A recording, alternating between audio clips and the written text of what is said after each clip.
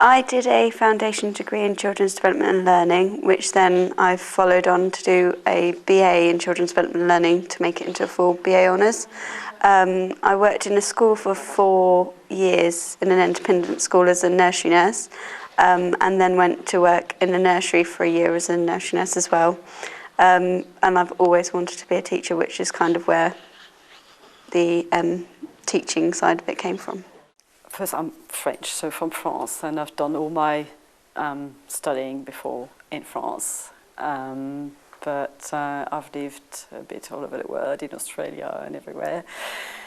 And I've always worked with children because I've always loved working with children. So I've done a lot of TA jobs, which is teaching assistant, and but always wanted to become a teacher. My degree was in languages, so if I was to do secondary, I would have done languages at secondary. I'd heard very good things from people who'd done primary teacher training, and through more research, found that Reading was quite high up in the league tables, things like that. So that kind of boosted the attractiveness of the course. Well, I looked around.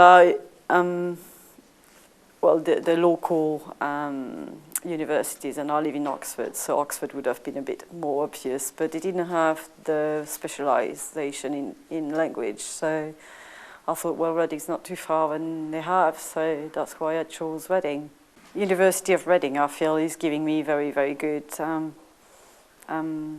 knowledge and practice, and very, very, very helpful. I feel that they're holding our hands all the way through, and that's brilliant. If you're thinking about doing the course, then do it at Reading because it's fantastic. Yeah, definitely a very rewarding course at Reading, and it is one of the top ones.